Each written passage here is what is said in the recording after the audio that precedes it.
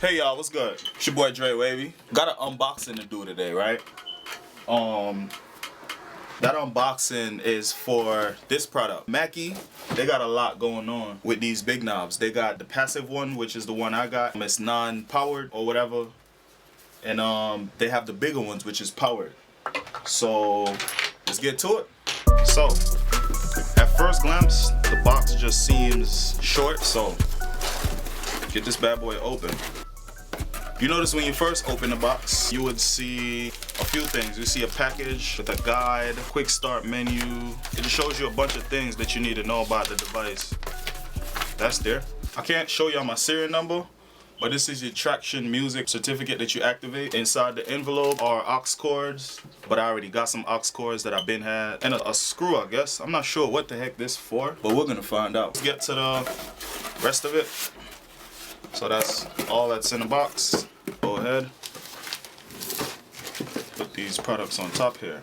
When you look at the Mackie product, you will see that it's encased by this styrofoam housing, and it's in a bag. You can see it's airtight. So I need to cut this open.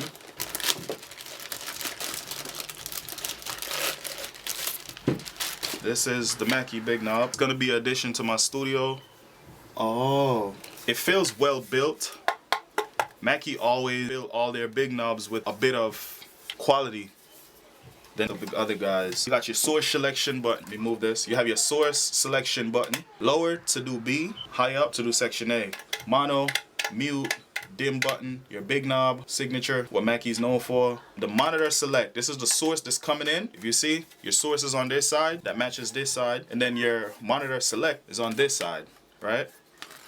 This side that matches this side, and then your big knob. So it's non-powered, by the way, so it doesn't use any type of power source to power it, which is kind of crazy. So that wraps up my unboxing with the big knob.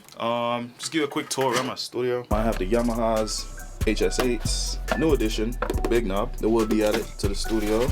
I'll just give you a little glimpse. Focusrite have always been very good in making their interfaces. I have a Focusrite, I have a Netty 48 volt phantom power supply, but I'm currently using this Sterling PHP. It powers my microphone all the way to that, and I run it through my compressor, which is the Alesis 3630, which you can see there. You'll see I'm running the 11 rack, yeah, right there. This is my upgrade to the studio. Right, power everything on so you can get that view. Right, my compressors connect. You can see the volume knob on the peak. Right, my Akai MPD 32, well 26, sorry, gonna get the 32, and then my Akai Mini MPK soundbar EQ power strip. My Machine Studio. It's a real dope device, but yeah. And I have my iMac as my center control, as the center of my hub.